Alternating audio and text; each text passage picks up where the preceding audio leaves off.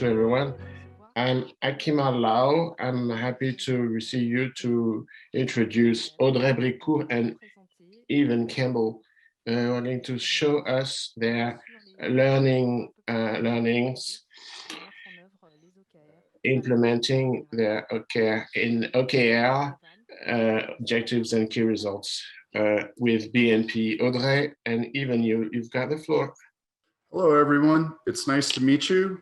My name is Evan Campbell. I'm the Chief Technology Architect at GTM Hub, a company that has an enterprise OKR platform. My background is I've been an Agile coach for many years, certified enterprise coach in portfolio management and other space, and got very interested in strategy, deployment, and execution, trying to align organizations' work with the strategic objectives that they're trying to achieve. And I apologize that I don't speak French.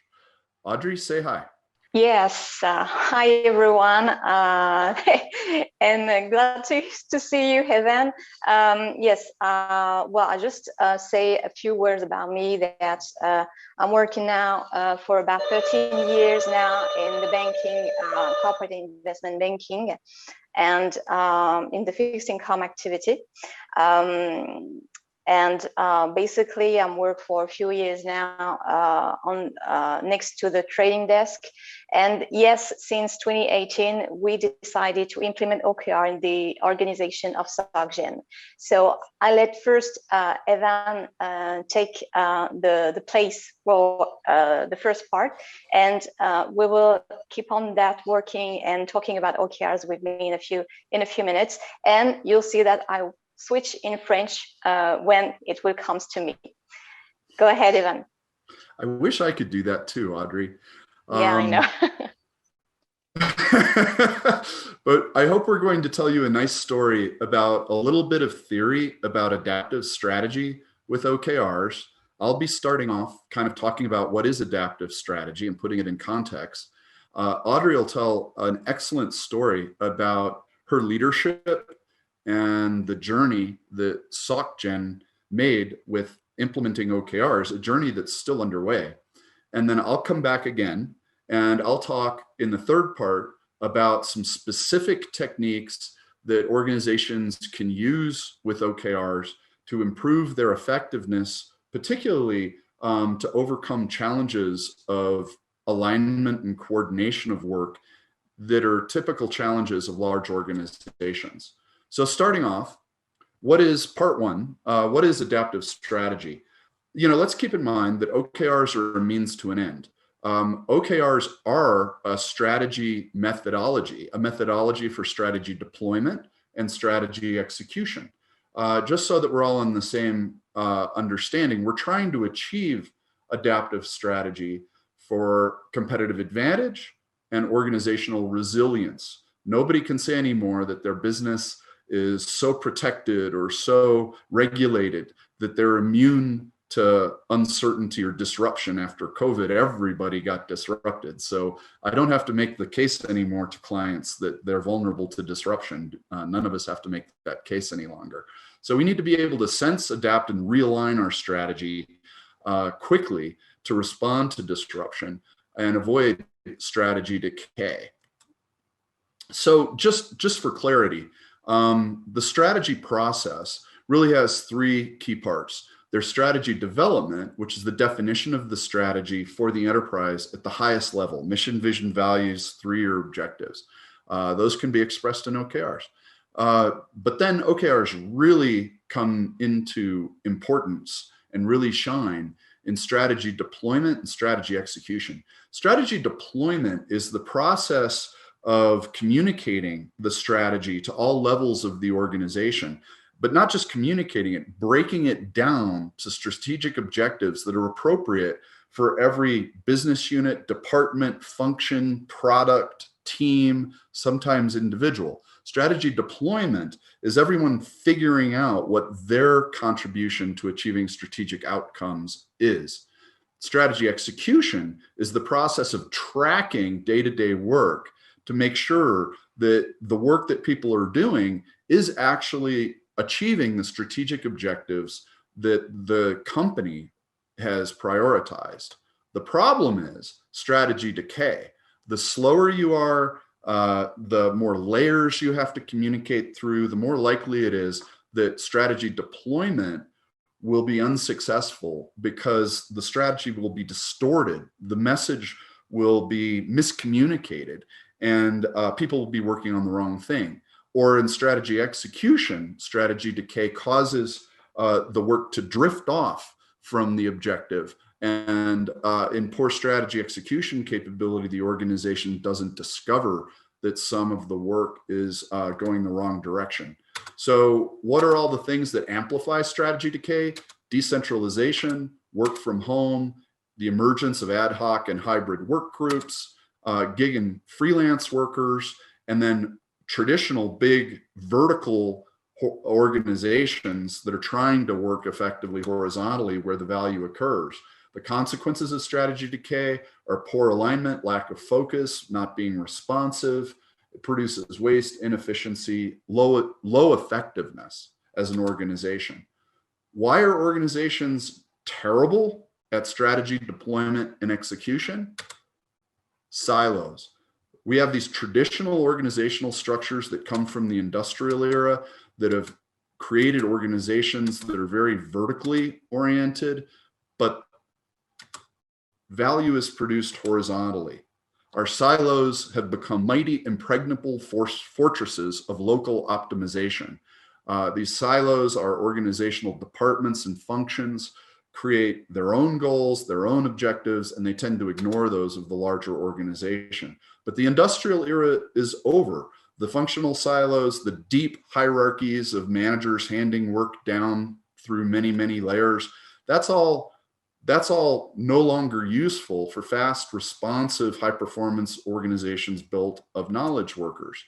So instead of work flowing down the org chart, work actually is created through networks of collaborating workers aligned to products, aligned to value streams, aligned to customer journeys. So what we really need to optimize for business success in the digital economy is empowering and making knowledge workers effective. And it is a terrible state that we have in business today. According to Deloitte and Gallup, only 29% of our employees are actually engaged. They can't be effective if they're not engaged.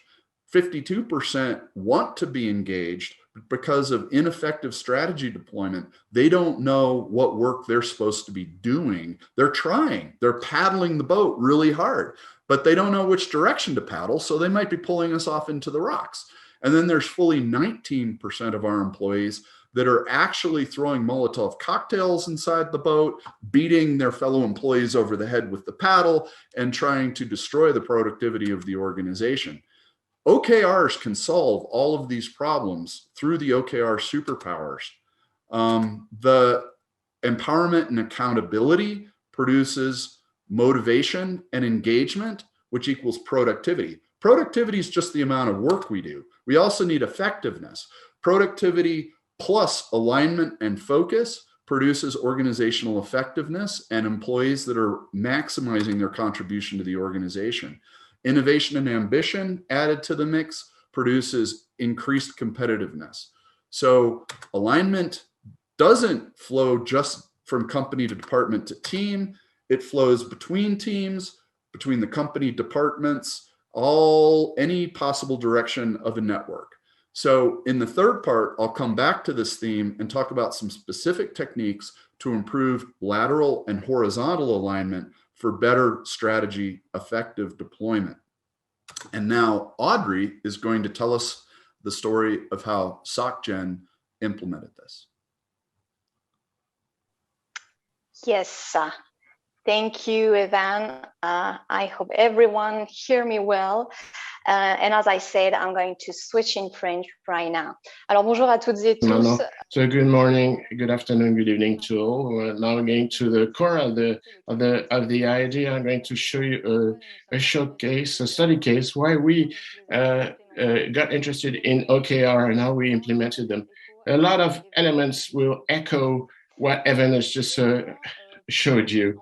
Globally, why? It refers to what I've heard this morning is the impact of change in our companies, in our society, therefore in our company that have us to get interested to new modes of functioning.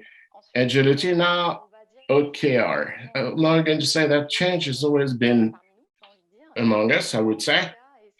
For me, it's only my personal opinion. I think that change is more brutal and more frequent.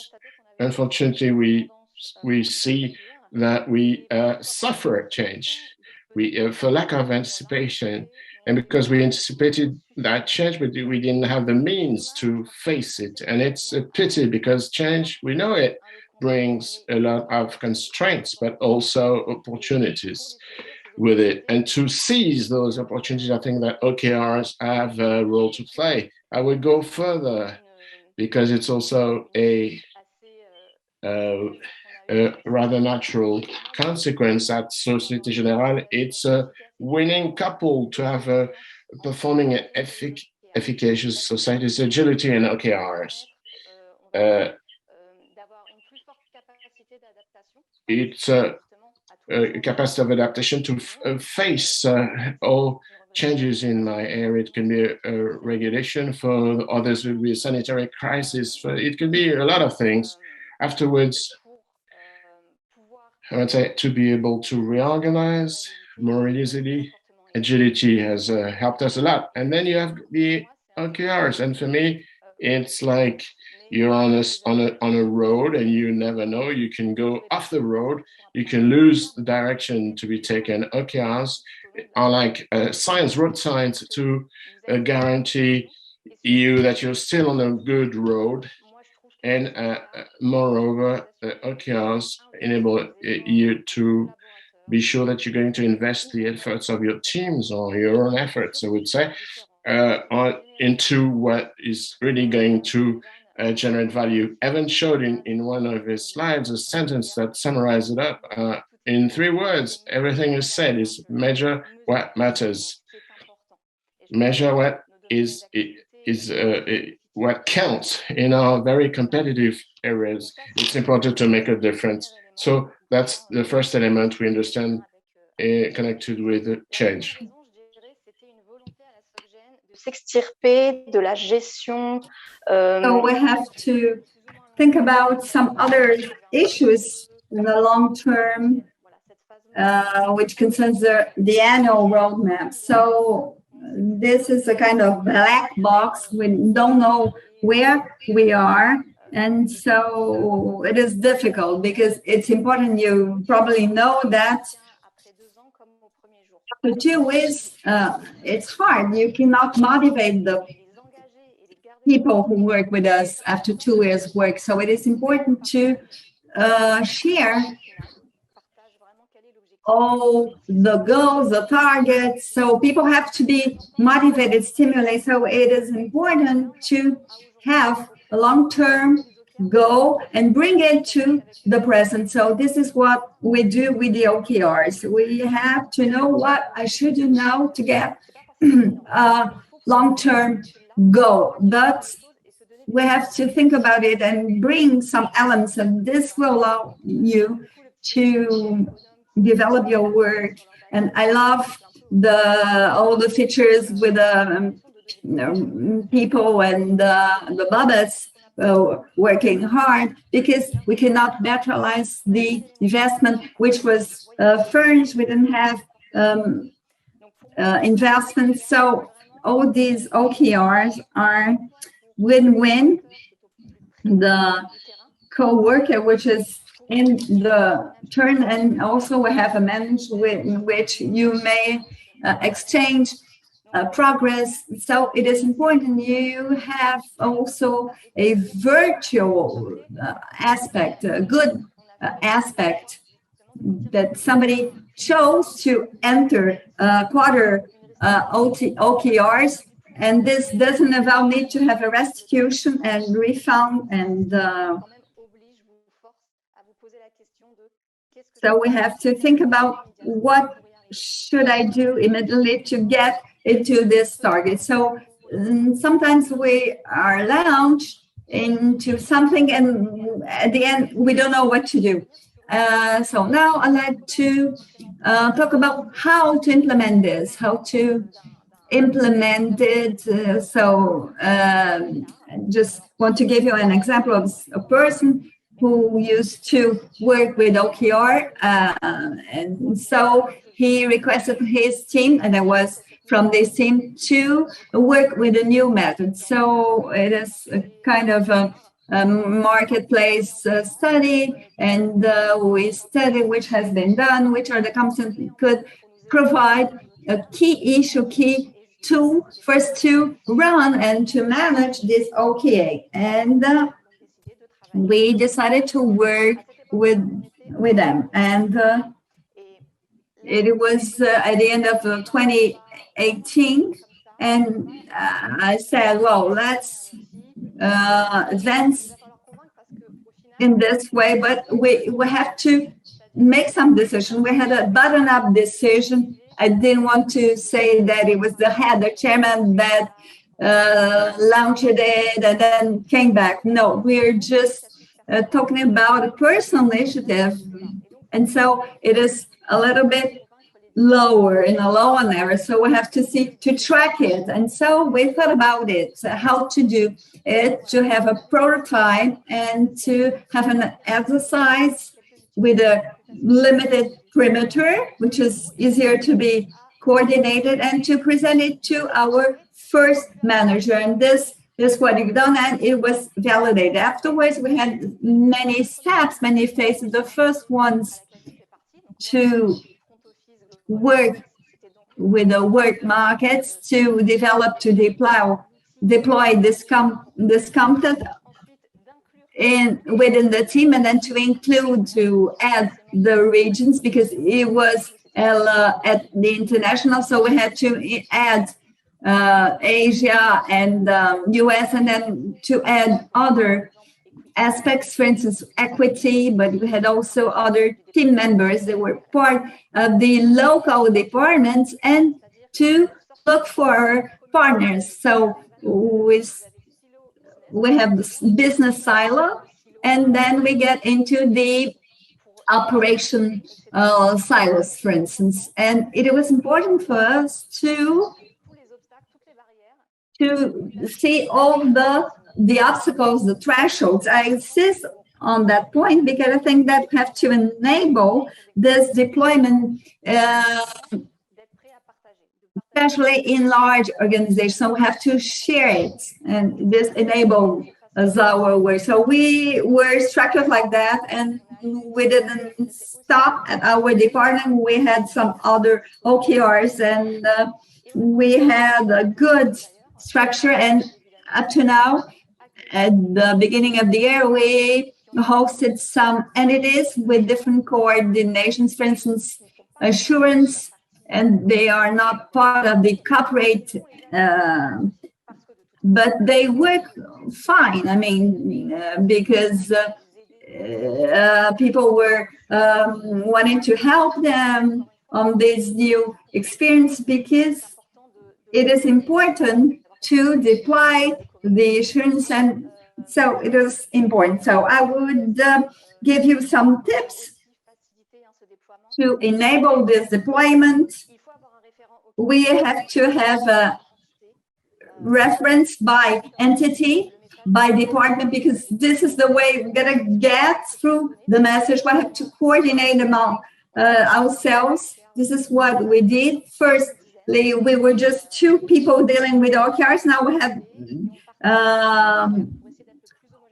a large number of people working with OKRs. So we have this regular assessment to know exactly, to validate and to gear it, and to have a follow-up. And because people can listen to the customer to know their needs and expectations. So you have to build a relationship with your customer. And my last tip, I would say, do not be political. You can have your OKRs, but you have to open your doors to bring other people who do not work with OKR. So I give the floor to Evan. I hope I was useful. Evan, you can go ahead for the third part of your presentation. Thank you, Audrey. It's a great story. So in the third part, I'm going to talk about how OKRs deliver organizational effectiveness through strategy deployment and execution. And of course, knowledge workers create organizational effectiveness in the modern digital economy.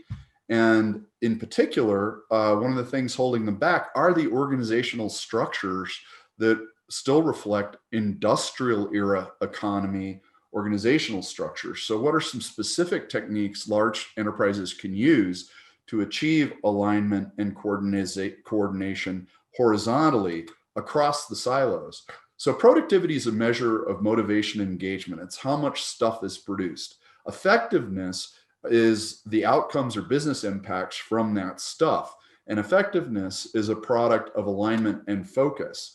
Motivation, engagement, alignment, focus are all created through effective strategy deployment, and they're tracked and measured through effective strategy execution.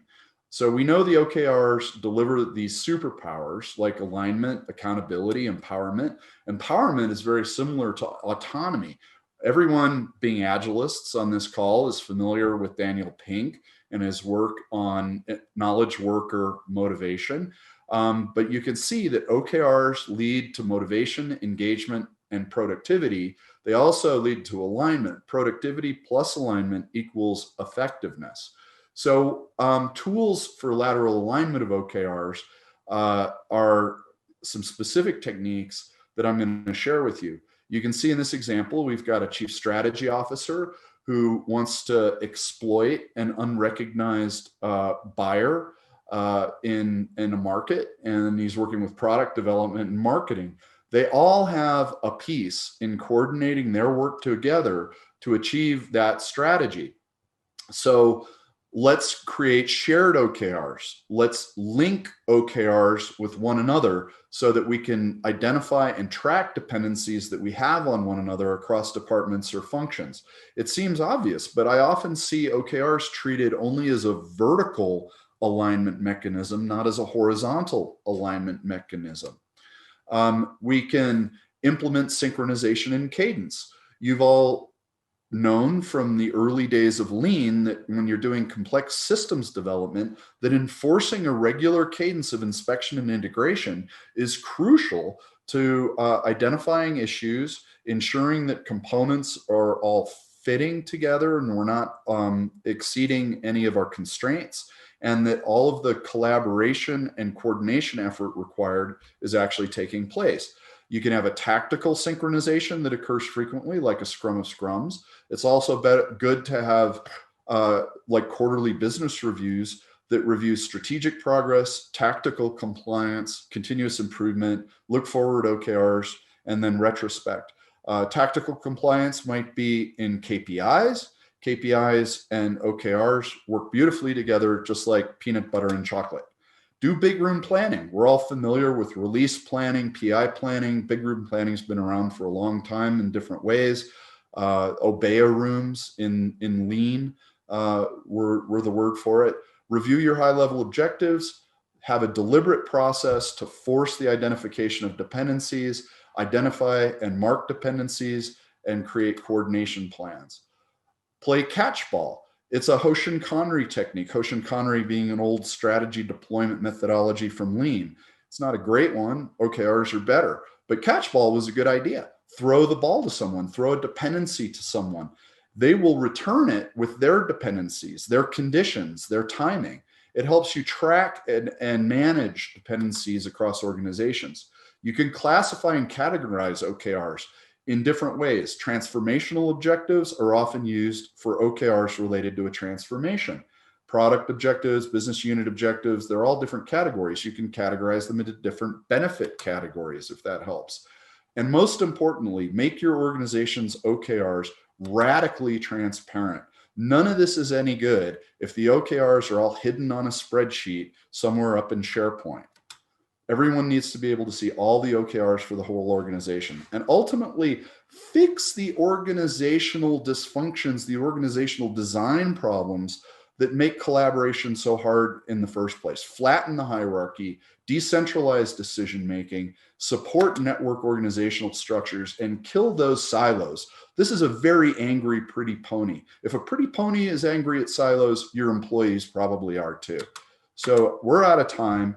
I invite you to check out my strategy execution assessment to see if your organization has a high capability in this area. My email is evan@gtmhub if you'd like me to share the presentation. Thank you. Merci Evan, merci Audrey. Il nous reste très peu de temps. Thank you, Evan. Thank you, Audrey. We're gonna go to some questions. We're gonna ask some questions. Bonjour. Well, Ok, première question. first question. Selon Audrey, l'engagement est lié aux OKR. According to Audrey, we have recognition and knowledge. So actually, it is very simple. When I was talking about new measurement elements, I was talking about long-term projects for the objects. So let's say we have somebody which explains it's the beginning of the year has 5% of of his targets. So I think it is not a good figure, but anyway, at the end, when we take into account this 5% of OKR, I was talking about quarterly frequency, we have a quarterly measurement too, it has to be 50%, and it is much more value for the collaborator, which may materialize which is his performance. Si vous lui faites face en tant que manager, par exemple, parce que du coup, c'est aussi ce que vous-même, vous allez remonter à votre propre direction et vous aurez aussi plus d'éléments du coup pour expliciter votre performance. Donc ça, je pars du principe que ça aide à reconnaître et à valoriser le travail des collaborateurs. Et l'engagement, il va de pair avec ça, mais je le répète aussi, avec le fait que vous leur avez bien explicité pourquoi vous voulez lancer ce projet. C'est important. On travaille trop souvent avec des personnes qui vous disent « oui, je dois faire cette tâche-là », mais si vous lui demandez pourquoi,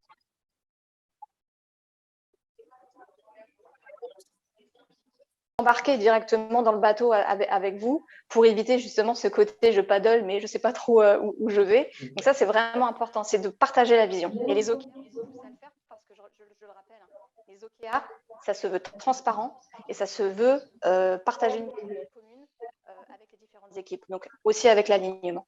Voilà. Très bien. Thank you.